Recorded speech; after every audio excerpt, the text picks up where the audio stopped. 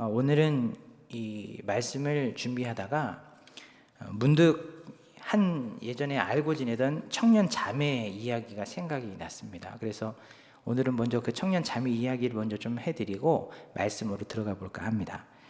지금은 이 자매가 임용고시를 통과하고 초등학교 이제 교사로 이제 열심히 일을 하고 있는데, 때는 이 청년 자매가 임용고사를 한참 준비할 때, 이제 교사가 되기 전에 있었던 일입니다. 이제 여러분 아시다시피 그 교사 임용고시가 쉬운 게 아니잖아요. 공부하는 것도 사실은 쉽지 않고, 또 이것저것 보니까 갖춰야 될 자격 같은 것들이 꽤 많은 것 같더라고요. 그래서 이제 제가 한번 물어봤던 것 같아요.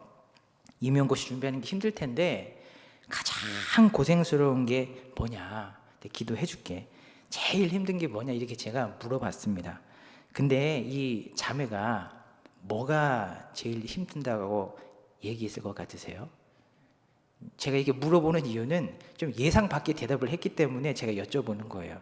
뭐 이를테면 공부하는 거요, 뭐 암기하는 거요, 뭐 면접 뭐 많이 있을 수 있잖아요. 물론 사람마다 다를 수 있지만 이 자매는 적어도 제가 생각하고 있는 이것과 너무 다른 것들을 얘기해서 여러분들한테 한번 물어보는 겁니다. 뭘까요? 잘 모르시겠죠? 이 자매가 뭐라 그랬냐면, 저는 피아노 배우는 게 제일 힘들어요. 너무 고생스러워요. 이런 얘기를 했어요. 이제 제가 근데 가만히 보니까 아마 교사가 되기 위해서 통과해야 되는 자격 중에 아무래도 초승교사다 보니까 피아노를 어느 정도는 이게 연주를 해야 되는 뭐 그런 자격이 있었던 모양이에요. 근데 여러분이 아시다시피 이 피아노가 뭐 하루 이틀 연습한다고 금방 뭐 띵똥띵똥 이렇게 되는 게 아니잖아요. 그렇죠? 그러니까 마음은 급하고 실력은 안 늘고, 그러니까 이거 하는 게 제일 고생스럽다고 한탄을 하면서 얘기를 하더라고요. 근데 이제 이 자매 얘기를 가만히 들어보니까요, 사실 이 자매가 피아노를 생판 처음 쳐보는 건 아니었어요. 아주 어렸을 때 부모님이 이제 이 자매가 피아노를 배울 수 있도록 막 이렇게 압력을 가했던 것 같아요. 왜냐하면 자매기도 하고 또 교회에 다니는 친구다 보니까 아무래도 피아노를 배워놓으면 훗날 언젠가 이렇게 유익하게 써먹을 수 있겠잖아요. 그래서 엄마가 어렸을 때부터 피아노 해라, 열심히 해라, 연습 좀 해라, 제발 계속 나가라 이렇게 얘기를 했는데, 이제 우리 어린아이들 키워보면 알겠지만 애들이 연습하는 거 싫어하잖아요. 그래서 안 나간다, 그만두겠다, 죽어도 못하겠다, 자꾸 이렇게 얘기를 하다 보니까 엄마가 이제 포기를 하고 그냥 그러면 관둬라, 그리고 이제 그만뒀던 거예요. 그러니까 아주 어렸을 때 잠깐 피아노를 배워본 경험이 있기는 있었어요.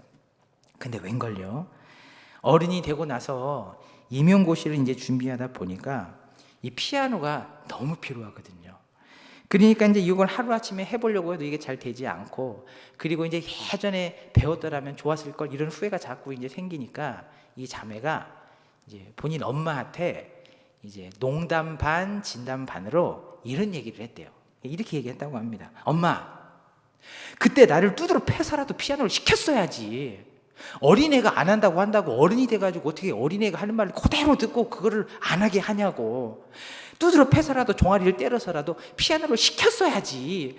이 얘기를 농담 반 진담 반으로 이제 엄마한테 했다고 얘기를 하더라고요. 그러면서 내가 어렸을 때 엄마 말 잘 귀담아 듣고 계속 피아노를 했더라면 내가 지금 이 고생길을 가지 않을 텐데, 내가 그때 엄마 말을 안 들어서 지금 이렇게 안 가도 될 고생길을 가고 있다고 이제 이런 얘기를 했다고 합니다. 여러분, 이 부모님 말씀 잘 들어서 고생길 갔다는 사람은 제가 들어본 적이 없어요. 그렇죠?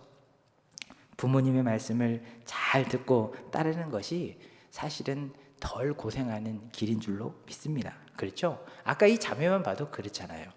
엄마 말씀, 부모님 말씀, 어렸을 때 그 말씀만 잘 따라서 귀담아 듣고 갔다면 나중에 어른 돼서 이렇게 피아노 때문에 이 생고생 할 필요는 없었어요. 그렇죠? 이건 피할 수 있는 이 고생이었습니다. 여러분, 오늘 우리는 이제 본문 안에서 두 인물을 만나볼 거거든요. 근데 이제 이 첫 번째 인물이 꼭 지금 제가 말씀드린 이 자매하고 똑같은 상황에 있었던 이 인물이에요. 왜인가 하면요, 이제 아버지 하나님의 말씀을 듣고 자기를 향한 아버지 하나님의 뜻이 무엇인지, 요구가 무엇인지, 그리고 바람이 무엇인지를 분명히 알았는데 그 아버지 하나님의 말을 잘 듣고 따랐으면 큰 문제가 없었을 것을, 그러지 않고 자기가 하고 싶은 대로 하다가 안 가도 될 고생길을 자초한 사람을 이제 우리가 첫 번째로 만나 볼 거예요. 자, 아무튼 부모님 말씀 잘 안 듣는 사람들은 분명히 후회하게 되는 법인 것 같아요. 또 이제 우리가 두 번째로 만나볼 인물은 또 이제 이 상황과는 조금 다를 수는 있어요. 다를 수는 있는데 마찬가지로 피할 수 있는 고생이었는데 좀 신중하지 못해서 이 피해갈 수 있는 고생길을 피해가지 못하고 그냥 그 고생길을 자초해서 간 또 한 여인을 만나볼 건데요. 하나님의 말씀 앞에 조금만 더 신중하게 기도하고 조금만 더 신중하게 행동했더라면 이 두 번째 인물도, 여인도 고생길을 피해갈 수 있었어요. 근데 그거를 못해서 이 첫 번째 인물과 마찬가지로 똑같이 고생길을 가게 됩니다. 이 두 인물을 가만히 봤을 때 너무 안타까운 것은 둘 다 피할 수 있는 고생이었어요. 근데 피하지를 못했다는 게 너무 아쉽습니다. 여러분, 오늘 하나님께서는 사랑하는 우리 우이 중앙교회 성도님들, 우리 식구들에게 고생길 가지 않도록 중요한 당부 두 가지를 하실 거예요. 여러분, 소원하기는 저와 여러분 모두 오늘 이 밤 하나님께서 우리에게 주시는 이 두 가지 당부를 흘려듣지 않고 잘 듣고 그 말씀을 따라서 사심으로 이왕이면 고생길로 가지 않고 행복하게 하루하루를 살아내시는 우리 사랑하는 믿음의 동역자님들 되기를 축복하고 바랍니다. 아멘이시죠? 네, 그러면 자, 이제 말씀 속으로 들어가서 오늘 하나님께서 우리에게 이제 보여주실 두 인물들을 한번 만나보실게요. 첫 번째 인물은 여러분, 우리가 이 수요일마다 계속 만나왔던 그 믿음 좋은 남정네 이삭 만나볼 겁니다. 자, 이제 지금 오늘 본문 안에서 이삭의 지금 상태가 어떤지 우리가 1절 초반을 보면 좀 우리가 이해하기 쉬운데요. 1절 초반에 보면 이렇게 되어 있습니다. 이삭이 나이가 많아 눈이 어두워 잘 보지 못하더니, 이렇게 1절 초반에 나와 있어요. 이삭이요, 어느 날 가만히 보니까 너무 급격히 시력이 안 좋아지기 시작하는 거예요. 그래서 오늘 이 눈이 어두워 잘 보이지 못했다라는 표현이 사실은 좀 깊이 들어가 보면 그 의미가 거의 실명에 가까울 정도로 앞이 안 보이는 상태를 얘기합니다. 그러니까 이삭은 거의 앞에 무엇이 있는지 분간하지 못할 만큼 급작스럽게 이 알력이 떨어지기 시작한 거예요. 그리고 몸에 이제 노쇠 증상도 막 생기게 되고요. 그리고 이제 그 당시에 이삭의 나이가 137세 정도 됐거든요. 근데 이제 딱 이 나이가 되니까 누가 생각이 나냐면요, 지금으로 그때로부터 약 14년 전에 먼저 죽은 그 배다른 형 이스마엘 있죠. 이스마엘 형이 문득 떠오른 거예요. 왜 떠올랐냐면 그 이스마엘 형이 137세에 먼저 세상을 떠났거든요. 그러니까 이삭이 자기도 이제 형처럼 137세가 딱 되니까 야, 이제 나도 죽을 때가 다 됐나 보다, 이제 이런 생각이 갑작스럽게 이삭의 마음에 확 몰려온 겁니다.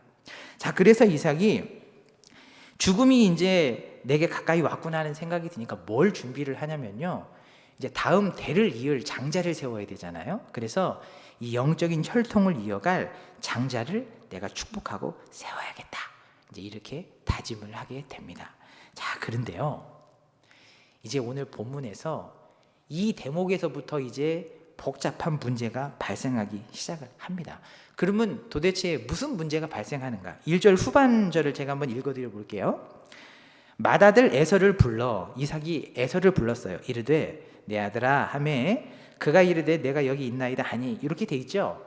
여러분, 이삭이 지금 에서를 불렀어요. 왜 불렀죠? 지금 죽음을 앞에 두고 장자를 세우려면 지금 중요한 찰나인데 이삭이 야곱이 아니고 에서를 불렀어요.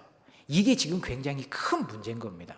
자, 그러면 누군가는 이런 질문을 할 수 있잖아요. 아니, 에서가 맏아들인데 그냥 순서로 봐도 맏아들 에서가 장자권을 물려받고 축복받고 그렇게 이어가는 것이 맞을 텐데 이게 왜 큰 문제가 되냐? 여러분들이 이제 이 본문은 너무 익숙해 알고 계시기 때문에 왜 안 되는지에 대해서 알고 계시는 이유를 여러분 머릿속에 가지고 계시겠지만, 그것 말고도 한두 가지 이유가 더 있어요. 그 부분들을 제가 오늘 한번 여러분들에게 말씀드려 볼게요. 먼저는 우리가 아는 사실입니다. 에서는 본인이 직접 자기 입으로 맹세를 하고 합법적으로 장자권을 야곱에게 넘겨뿌렸어요. 여러분 아시죠? 그 팥죽 사건. 창세기 25장 33절에 보니까요, 이런 상황이에요. 에서가 밖에 나갔다 왔거든요. 배가 너무 고팠어요. 근데 야곱이 팥죽을 끓이고 있으니까 얼마나 먹고 싶었겠어요. 이제 그거 좀 달라. 그래서 2차 저차 하다가 결국에는 야곱이 이렇게 얘기를 합니다. 그러면 형 나한테 맹세해라. 장자권 나한테 넘기겠다고. 그러니까 이 에서가 낼름 맹세를 해버려요. 그래서 25장 33절에 이렇게 기록이 되어 있습니다. 야곱이 이르되 오늘 내게 맹세하라. 에서가 맹세하고 장자의 명분을 야곱에게 팔아버렸다. 이렇게 나와요. 참 쉽게 넘겼습니다. 근데 여러분, 그 당시 사회에서는 사실 장자권이 누구에게 주고 막 옮겨가고 막 빼앗고 이렇게 할 수 있는 그런 게 아닌데도 불구하고 한 4가지 정도의 사례에 들어서 이 장자권을 이렇게 빼앗길 수 있는 상황이 4가지 정도가 있었어요. 이제 그 4가지 상황이 어떤 상황이냐면, 첫 번째는 바로 오늘 우리가 본 에서의 상황이에요. 자기 입으로 맹세를 하고 내가 양도권, 장자권을 넘기겠다 이렇게 맹세를 하면 그때 이 양자권을 상실하게 됩니다. 또 한 경우는 한 남자에게 본처가 있었어요. 그리고 2번째 아내가 있었는데 안타깝게도 이 첫 번째 아내에게는 아들이 없었어요. 그리고 2번째 아내에게 아들이 있었거든요. 그러면 당연히 장자권은 이 둘째 아내의 아들이 이어가겠죠. 그런데 이게 웬일이에요? 나중에 첫 번째 아내가 늦둥이를 낳았어요. 아들을 낳았단 말이에요. 이런 경우에는 이 첫 번째 아내의 아들이 이 2번째 아내의 그 아들에게 장자권을 내놔라 해서 빼앗아갈 수 있었어요. 합법적으로.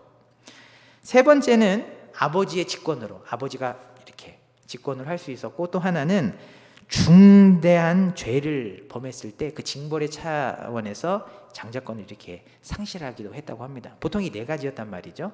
그러니까 오늘 본문의 에서 같은 경우는 사실 그 당시에 있던 관례에 비추어 보아도 합법적으로 장자의 명분을 잃어버린 상태예요. 그러니까 에서는 장자권을 이어받을 자격이 없는 겁니다. 그리고 여러분 아시다시피 또 하나 이유를 보면 에서가 일찌감치 좀 이렇게 되바라졌잖아요. 그래가지고 그래도 에서의 아버지 할아버지 때는 그래도 아내를 얻을 때에 순결한 이렇게 그 자기 동족들 안에서 얻었었는데, 이 에서는 일찍부터 이방 여자들하고 막 결혼을 해버렸거든요. 그래서 창세기 26장 35절에 보니까 이 에서가 했던 이 꼴뚜기 같은 이 짓이 그 아버지였던 이삭과 어머니였던 리브가의 마음에 심히 깊은 근심이었다고 성경에 나와요. 얼마나 그 아이만 보면 억장이 무너졌을까요? 아무리 봐도 영적인 혈통을 이어가기에는 부족함이 많이 있습니다.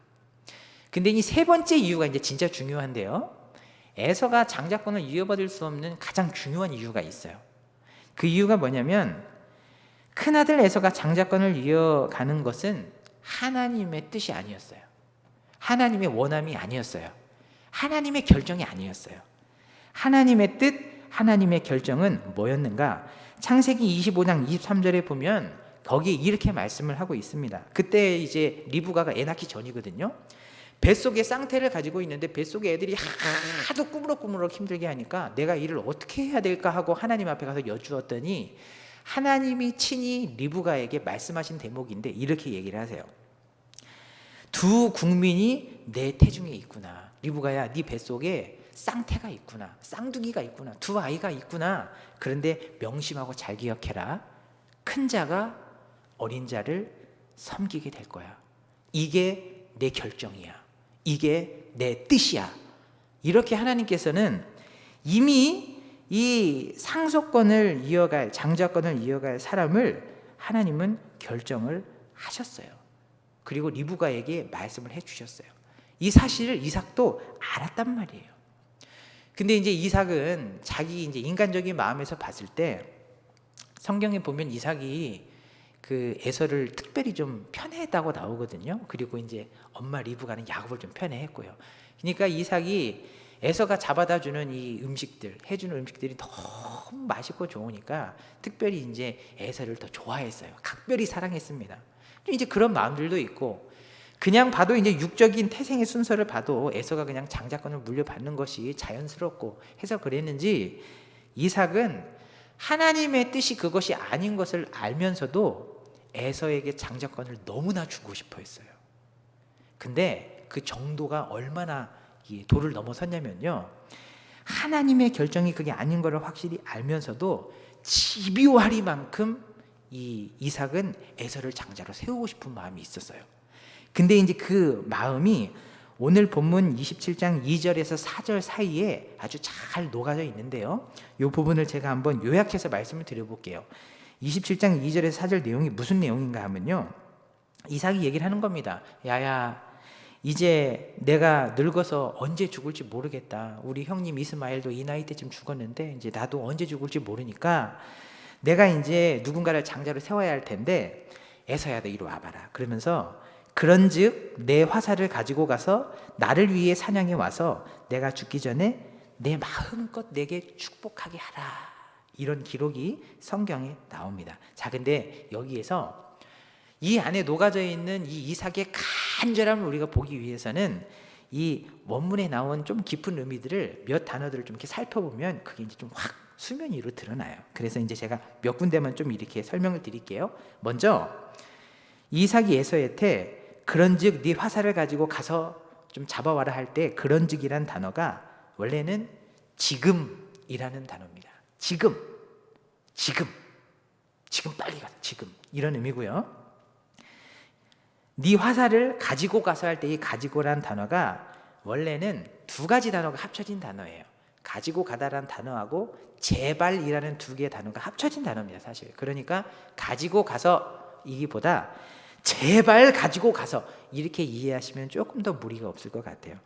그리고 내 마음껏 너를 축복하게 하라, 이 부분도 너를 기필코 필연코 축복하고 말리라, 이렇게 의미를 이해하시면 좀 더 편하실 것 같아요. 자, 그러면 이 부분들을 종합적으로 정리해서 이삭이 지금 에서한테 어떤 뉘앙스로 얘기하고 있는지 이제 제가 한번 풀어서 설명을 해드려 볼게요. 이렇게 한 거예요. 이삭이 에서를 불렀어요. 불러놓고는 야, 내가 이제 언제 늙어서 죽을지 모르지 않냐? 그러니까 지금. 언제요?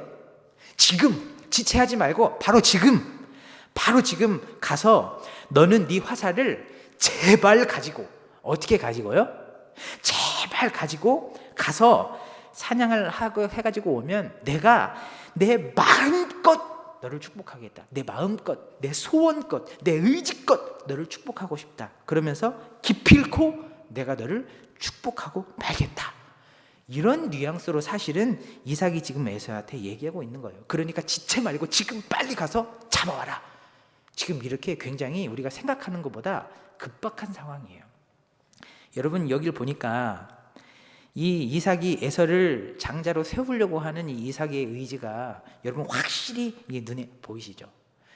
근데 여러분, 참 이삭이 우리가 지금까지는 믿음이 좋은 사람이라고 생각을 했는데 역시 사람은 좀 이렇게 완벽해질 수는 없는 것 같아요.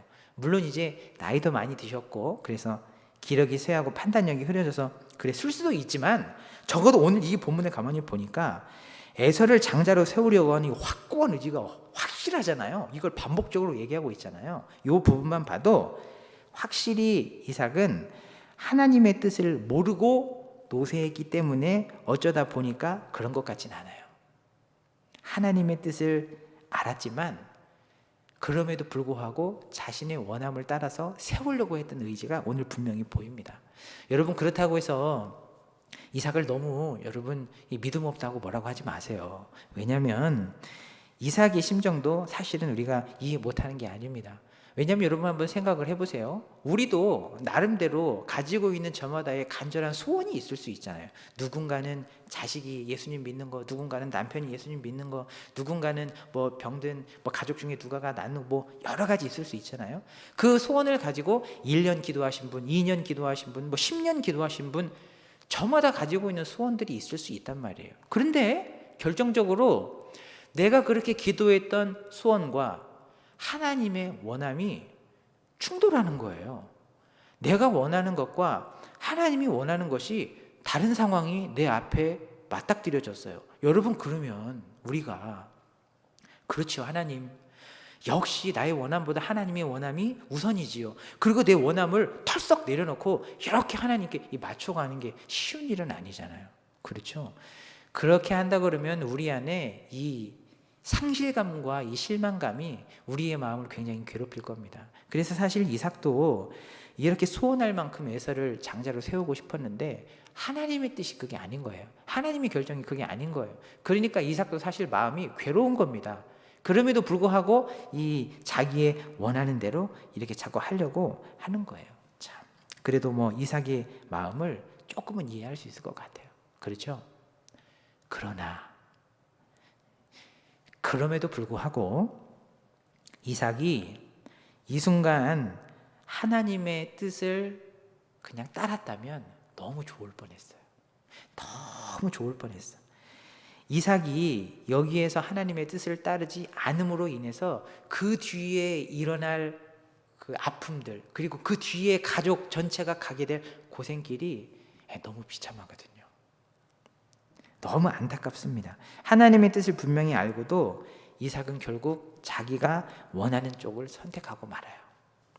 이제 후반부에 우리가 이제 조금 더 살펴보시겠지만 이 이삭의 불순종 때문에 가족이 다 갈라서고 흩어지고 마음에 상처를 안고 생이별을 하고 생고생을 하고 굳이 안 해도 됐을 고생을 조금만 조정을 했다면 피해갈 수 있는 이 고생을 이 온 가족이 겪게 되는 이 불상사를 보시게 될 겁니다.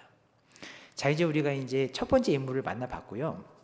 두 번째 인물을 만나볼 텐데, 두 번째 인물은 이삭과 이 한 이불을 덮고 지냈던 여인입니다. 리브가예요. 이제 오늘은 참 설교의 흐름이 이삭과 리브가는 참 믿음 좋은 사람이었는데 어떻게 하다 보니 참 이렇게 믿음 없는 모습만 이렇게 자꾸 이렇게 밝혀내는 것 같아서 두 분에게는 참 미안하지만 아무튼 설교를 계속 이어가 보도록 하겠습니다. 상황이요, 이렇게 급박하게 막 돌아가고 있으니까 제가 아까 말씀드렸죠. 이삭이 지금 가서 빨리 잡아오라고 얘기를 했단 말이에요. 상황이 급박하게 돌아가고 있는데 리브가가 이삭이 에서에게 하는 그 말을 들었다라는 게 성경에 기록이 되어 있거든요. 근데 이 들었다라는 표현이 이제 시상을 따져서 보면 그냥 어쩌다가 길을 가다가 우연히 듣게 됐다 이런 게 아니고요. 훨씬 이전부터 리브가는 계속해서 주의하며 들으려고 하고 있었다라는 의미에 가까워요. 그러니까 이 리브가는 무슨 생각을 하고 있었냐면 어렸을 때부터 뱃속에 있는 쌍태 중에 분명히 큰 자가 어린 자를 섬기겠다고 했고 하나님의 결정과 뜻은 장자권을 동생에게 주겠다는 결정을 계시로 받았는데 가만히 보니까 이삭이 에서를 너무 좋아하거든요. 그러니까 리브가가 이런 생각을 했던 것 같아요. 어느 순간 나도 모르게 이 양반이 에서를 불러다 놓고 지금처럼 이렇게 할지도 모르겠다, 이런 생각을 아마 했던 것 같아요. 그래서 사실은 오래전부터 리브가는 이삭과 에서가 얘기할 때 종종 듣고는 했었어요. 근데 마침 이 결정적인 이 타이밍을 놓치지 않고 이 리브가가 목격을 한 겁니다. 딱 걸렸죠. 자, 이 장면을 목격하자마자 리브가는 이제 머리에 이 컴퓨터와 같은 계획으로 타타타타 계획을 세우기 이제 시작을 합니다. 무슨 계획을 세우는가 하면요, 이제 오늘 본문 10절에 보면 그게 이제 좀 드러나 있는데 제가 10절을 읽어드려 볼게요. 네가 그것을 내 아버지께 가져다 드려서 그가 죽기 전에 내게 축복하여 잡수시게 하라, 이렇게 돼 있는데 내가가 누구예요? 에서입니까? 아니에요. 지금 네 아버지가 형한테 지금 축복권을 주려고 하는데 아니, 그거 아니다. 네가 가서 축복권을 받아야 된다. 지금 이 얘기를 하고 있는 겁니다. 자, 여러분 눈치채셨죠? 지금 리브가는 에서 말고 야곱이 장자의 축복을 받게 할 계획을 세워요. 여기까지는 근데 여러분 괜찮았어요. 왜냐하면 하나님이 주신 계시대로 지금 그 말씀이 이루어지기를 원하는 마음으로 리브가는 지금 열심을 내고 있는 거 아닙니까? 누가 봐도 이 열심은 참 칭찬받을 만해요. 참 괜찮습니다. 그런데 문제는 이 다음부터 문제가 발생을 합니다. 여러분, 제 개인적인 견해지만 리브가는 좀 통이 큰 여자인 것 같아요. 왜 통이 큰 여자라고 생각이 들었냐면, 예전에 엘리에셀이 와가지고 그 이삭의 아내를 취할 때 그 생판 처음 본 사람이 와가지고 어제 왔거든요. 근데 오늘 그 다음날 너 나랑 같이 가자 이렇게 얘기를 했단 말이에요. 그러니까 부모님이랑 생이별을 해야 되는데 리브가는 참 통 크게 이런 결정을 합니다. 뒤도 안 돌아보고요. 오케이, 가겠습니다. 이렇게 얘기를 하잖아요. 이 얼마나 통 큰 여자입니까? 제가 그때부터 눈치를 챘어요. 근데 오늘 본문에 보니까요, 확신을 했습니다. 리브가는 확실히 통이 큰 여자예요. 왜냐하면 지금 야곱에게 축복을 지금 대신 받게 할 계획을 짜는데요, 좀 심하게 말하면 시대의 대사기극을 꾸밉니다. 시대의 대사기극. 그래서 저도 한번 곰곰이 생각을 해봤어요. 만약에 내가 이런 상황이라면 나는 어떤 선택을 했을까? 지금 굉장히 급박한 상황 아닙니까? 지금 하나님이 분명히 동생 야곱을 장자로 세우겠다고 계시를 주셨는데, 이게 하나님의 결정이고 뜻인데 지금 이 남편이 다른 짓을 하고 있단 말이에요. 지금 급박한 상황이에요. 조금만 지나면 에서가 와서 이게 끝나버릴 상황이란 말이에요. 하나님의 계획과 뜻이 어그러질 수 있는 지금 급박한 찰나입니다. 자, 여러분 같으면 어떤 결정을 하시겠어요? 네, 뭔가 조치를 취하긴 하겠지만 제 생각에는 리브가처럼 통 큰 결정을 하실 분들은 아마 여기에 안 계시지 않을까. 그렇지 않나요, 집사님? 저도 곰곰이 생각해 보니까 아무리 내가 좀 그래도 하나님의 뜻대로 뭔가 될 수 있도록 조치를 하되 이렇게 통 큰 짓은 하지 않겠다 하는 생각이 저는 좀 들었어요. 자, 그러면 리브가가 어떤 통 큰 짓을 했는지 한번 보세요. 야곱을 다짜고짜 불러다가 재촉을 하기 시작하는 거예요. 야, 형 곧 온다. 그러니까 너 지금 빨리 염소 2마리 가져다가 요리를 해줄 테니까, 가지고 오면 요리를 해줄 테니까 그거 가지고 아버지한테 들어가라. 네 아버지가 지금 거의 앞이 안 보여. 거의 실명 정도까지 눈이 안 좋아져서 앞에 누가 앉아있는지 분간이 안 되니까 일단 가지고 들어가서 네가 에서인 척하고 축복을 받아내라. 불안해하는 모습을 보고선 이렇게까지 얘기를 합니다. 네가 만약에 들통이 나서 그 거짓말 때문에 저주를 받는다 그러면 내가 그 저주까지 다 짊어지고 갈 거니까 걱정하지 말고 빨리 들어가. 시간 없어. 지금 들어가. 이렇게 재촉하는 상황이에요. 굉장합니다. 근데 여러분, 리브가의 입장에서는 어쩌면 이렇게 하는 것이 하나님을 위하는 것이라고 생각했을 거예요. 왜냐하면 본인은 하나님 주신 말씀이 마음에 있었거든요. 그러니까 어떻게 해서든지 이 하나님의 뜻이 이루어지게 하고 싶은 거예요. 근데 여러분, 이 리브가의 심정도 우리가 어느 정도는 이해할 수 있잖아요. 하나님을 사랑하는 사람이라면 하나님의 뜻이 어그러질 위기 앞에 누구라도 내가 뭐라도 해야 되는 거 아닌가? 이런 좀 조급함이 생기지 않겠어요? 그건 인지상정이잖아요. 지금 리브가가 그런 상황이에요. 그리고 어찌든지 하나님의 말씀대로 될 수만 있으면 거기에서 생기는 저주라도 내가 몸소 받겠다. 이게 얼마나 참 귀한 열심입니까? 그렇죠? 리브가는 사실 열심으로만 봤을 때에는 참 귀한 열심을 가진 여인이었던 게 분명해요. 자, 그런데 열심까지는 좋은데요, 그럼에도 불구하고 리브가가 이 하나님 앞에, 그리고 하나님이 그때 주셨던 그 내가 이렇게 결정했고 내가 이루겠다고 하셨던 그 하나님의 말씀 앞에 조금만 더 신중하게 기도하고 조금만 더 이 방법을 쓰는 것이 정말 하나님이 기뻐하실 만한 일인가를 고민하고 조금만 더 신중하게 행동했더라면 너무너무 좋았을 뻔했어요. 나름대로는 하나님을 위하는 일이라고 생각하고 열심을 냈지만 오히려 리브가의 열심은 하나님의 마음을 불편하게 해버렸어요. 왜냐하면 이 하나님을 위해서 열심을 낸다고 내기는 했지만 하나님이 기뻐하시는 방법이 아니었거든요. 이 거짓말을 동원하고 죄를 끌어들였잖아요. 어디 하나님이 이렇게 이 리브가가 발벗고 나서서 거짓말까지 동원해가지고 이걸 해야 하나님의 뜻이 간신히 이루어질 만큼 하나님이 그렇게 무능력한 분은 아니시잖아요. 그렇죠? 물론 리브가의 열심은 칭찬할 만하지만 그러나 조금만 더 신중했더라면 너무 좋을 뻔했어요. 그래서 이게 하나님이 기뻐하시지 않는 방식의 열심, 그냥 내 열심이다 보니까 자꾸 일이 풀려가기보다는 더 꼬이는 거예요. 더 복잡해져 가는 거예요. 더 악화돼 가는 거예요. 그래서 여러분, 이 이삭이 장자를 바꿔서 이렇게 하려고 했잖아요. 근데 리브가가 이것을 다시 틀어버리려고 지금 이렇게 거짓말을 동원해서 해버리니까 이 상황이 처음보다 훨씬 더 몇 배 더 악화돼 버렸어요. 그래가지고 굳이 안 가도 될 뻔했던 고생길을 온 가족이 짊어지고 함께 가게 됩니다. 이 일 때문에. 자, 그러면 이 이삭과 리브가 두 사람의 이 하나님 말씀 뜻대로 그냥 가지 않았던 거, 그리고 조금 더 신중하지 못했던 열심과 행동, 이것 때문에 이 가족 전체에게 어떤 시련과 고생이 닥치는지 이제 지금부터 한번 설명을 드릴게요. 들어보세요. 먼저 이것 때문에 에서와 야곱이 형제가 철천지 원수가 돼버립니다. 여기 이제 그 자녀를 키워보신 분들은 아시잖아요. 그 형제들이 이렇게 우애 있게 지내면 참 뿌듯하고 보람이 되지 않습니까? 그렇죠? 당사자들도 참 어려운 일이지만 형제 간에 싸우고 이게 사이 안 좋게 지내는 거는 부모님들 보기 이게 너무 괴로운 일이에요. 예전에 이제 제가 그 어머니가 돌아가시기 전에 제가 저희 어머니한테 왕왕 이런 질문들을 하고는 했었어요. 엄마, 소원이 뭐야? 나한테 얘기를 해봐. 물론 제가 들어드릴 능력은 없었지만 그래도 그렇게 물어보시잖아요. 엄마, 소원이 뭐야? 이렇게 물어보면 저희 어머니는 거의 대부분 항상 두 가지를 얘기하셨어요.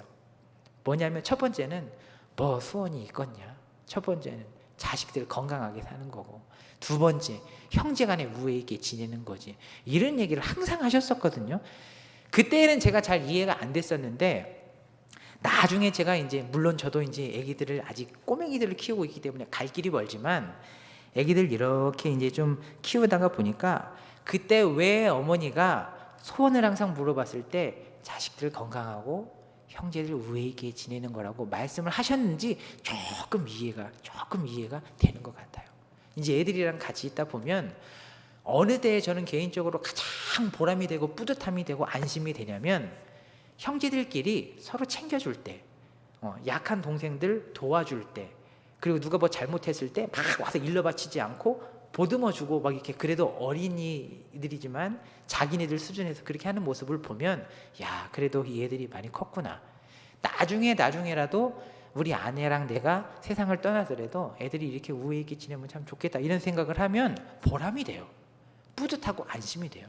근데 반대로 제일 성질 날 때가 언제냐면요, 엄마, 오빠가 와가지고 오빠가 때리는 거예요. 근데 나중에 알고 보면 때린 것도 아니고 어떻게 회사가 이렇게 한 건데, 남자랑 여자랑 또 다르잖아요. 그러니까 여자애들은 뽀로로 와가지고 오빠가 막 이렇게 되니까 저희 둘째 아들이 참 알게 모르게 참 억울한 일을 당한 적도 많이 있습니다만은, 어찌든지 형제들끼리 양보 안 하고 서로 일러 갖다 바치고 서로 네가 잘했네 내가 잘했네 남 탓하고 막 이렇게 할 때 보면 제일 성질 나요. 집사님 어떠세요? 성질 나죠? 화가 나고 막 속상하고 그렇단 말이죠.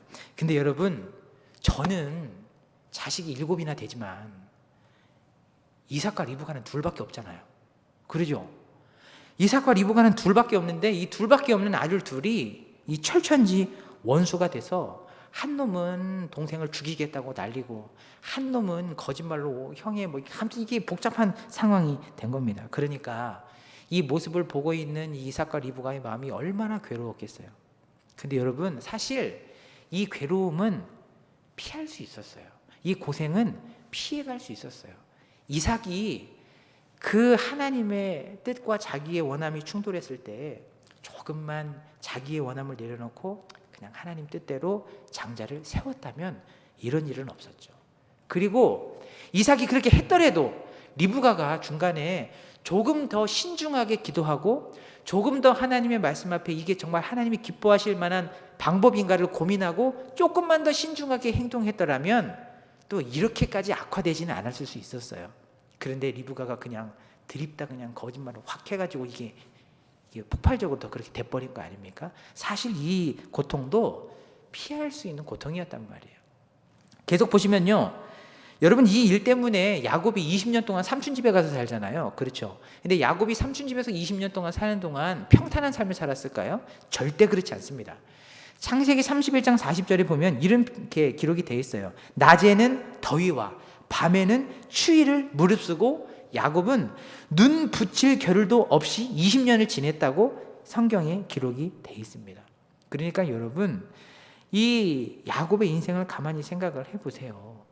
20년 동안 눈 붙일 겨를도 없이 고단하고 힘들고 피곤한 인생을 살았던 겁니다. 근데 여러분 보세요. 이 야곱의 이 고생, 20년 동안의 고생도 사실은 피할 수 있었어요. 이삭과 리브가가 조금만 하나님의 뜻대로 갔고 조금만 신중하게 행동했더라면 여기까지 오진 않아도 됐단 말이죠. 여러분, 그럼 반대로 에서는요? 마음 편했을까요? 절대 아니죠. 20년 동안 야곱을 죽여버리겠다고 분노에 이르가면서 살았어요. 그리고 무엇보다 에서와 한 집에 살고 있는 리브가 엄마 있잖아요. 이 둘 관계가 여러분 어땠을 것 같으세요? 어떤 면에서 보면 에서는 엄마 리브가에게 버림받은 거거든요. 그런 거예요. 엄마가 자기를 속였거든요. 그러니 20년 동안 그 엄마와 한솥밥 먹으면서 한 집에서 얼굴 보면서 사는 게 여러분 쉬웠을까요? 에서의 마음도 얼마나 괴로웠을까요? 이거 다 피할 수 있었단 말이죠. 그리고 마지막으로 하나를 들어보자면 리브가는 너무 각별히 사랑했던 야곱이 어쩔 수 없이 이제 죽게 된 상황이니까 형한테, 삼촌 라반한테 보내면서 이렇게 하면서 이별을 고합니다.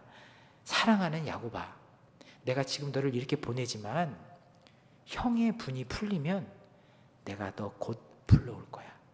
우리 그때 다시 만나자. 그리고 헤어져요. 근데 안타까운 것은 리브가는 야곱을 그렇게 보내고 야곱의 얼굴을 보지 못하고 눈을 감아요. 이 부모가 사랑하는 자녀를 보지 못하고 눈을 감는다는 거 너무 괴로운 일 아닙니까? 그렇죠?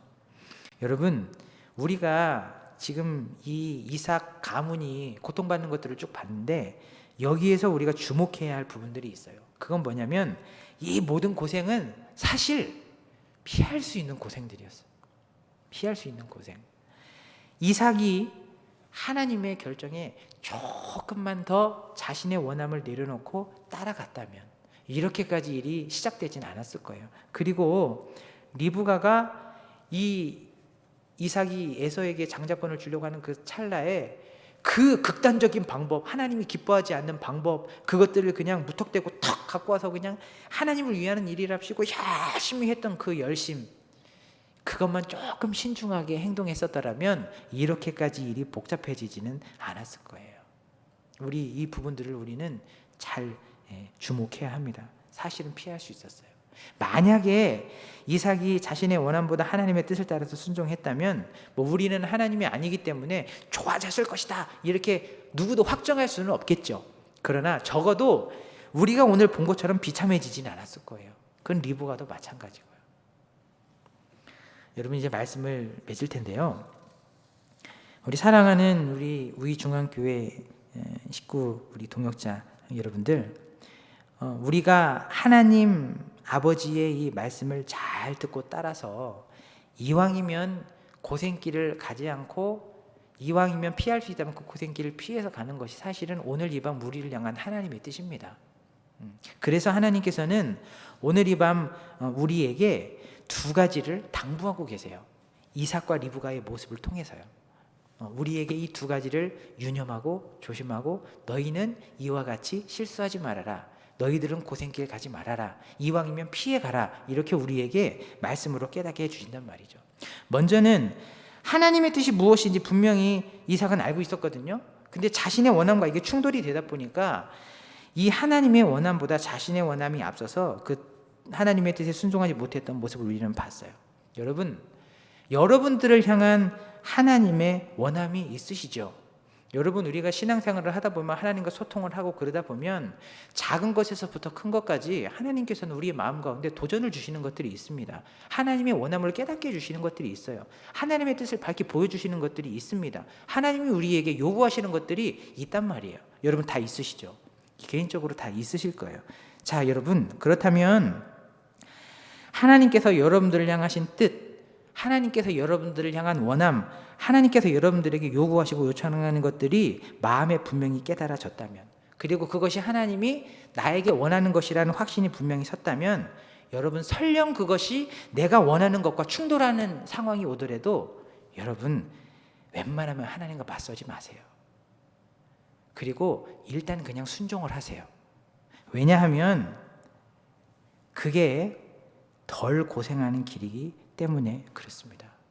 혹 이 말씀 앞에 지금 여러분 마음 가운데 하나님이 생각나게 해주시는 도전이나 찔림이 있으실지도 모르겠어요. 그렇다면 여러분 오늘 이번 말씀 앞에 하나님께서 여러분 마음에 주시는 그 도전, 하나님의 원함과 요청과 요구, 하나님의 뜻, 여러분 그 마음에 일단 순종하시는 지혜로운 동역자님 되시길 바라요. 그래야 덜 고생합니다. 더불어서 우리는 리브가의 모습도 보았죠. 리브가는요 나름대로 하나님을 위하는 일이라고 생각하고 열심을 냈어요. 근데 오히려 이 리브가의 열심은 하나님의 마음을 불편하게 하고 말았어요. 왜냐하면 열심까지는 좋았는데 그 열심이 하나님이 기뻐하지 않는 방식이었어요. 하나님이 별로 좋아하지 않는 방식의 열심이었단 말이에요. 그냥 내 열심이었단 말이에요. 그러다 보니까 열심을 내면 낼수록 일이 풀리기는커녕 자꾸 꼬이는 거예요. 열심을 내면 낼수록 자꾸 더 복잡해지는 거예요. 열심을 내면 낼수록 더 상황이 악화되는 거예요. 왜? 나는 하나님을 위한 일이라고 열심을 냈지만 나중에 리브가도 알았을 거예요. 가만히 돌아보니까 내 열심이 하나님 보시기에는 별로 하나님이 기뻐하지 않는 방식이었기 때문에 그래요. 여러분, 그래서 이 리브가 자신뿐만이 아니라 이 좀 신중하지 못했던 이 열심 때문에 주변의 많은 사람들, 가족들이 너무 큰 고생을 함께 했어요. 여러분, 오늘 우리는 하나님께서 우리에게 주시는 이 말씀 앞에 우리의 열심도 하나님 보시기에 정말 바람직하고 좋은 것인가? 우리는 좀 진지하게 정비를 해봐야 되고요. 혹 내가 내고 있는 이 열심에 개선해야 될 부분들은 없는가? 우리는 좀 냉정하게 정비를 해봐야 됩니다. 물론 하나님께서 그 마음 가운데 잘하고 있다 이런 깨달음을 주신다면 여러분 너무 다행이고요. 여러분 잘하고 계십니다. 계속 그렇게 하시면 돼요. 그러나 하나님이 혹이라도 우리 마음 가운데 불편함을 주시고 혹 개선해야 할 부분들을 깨닫게 주셨다면 쉽지 않지만 과감하게 하나님의 은혜를 구하면서 하나님의 뜻을 따라 바꿔가시는 그리고 개선해 가시는 저와 여러분들이 되었으면 좋겠습니다.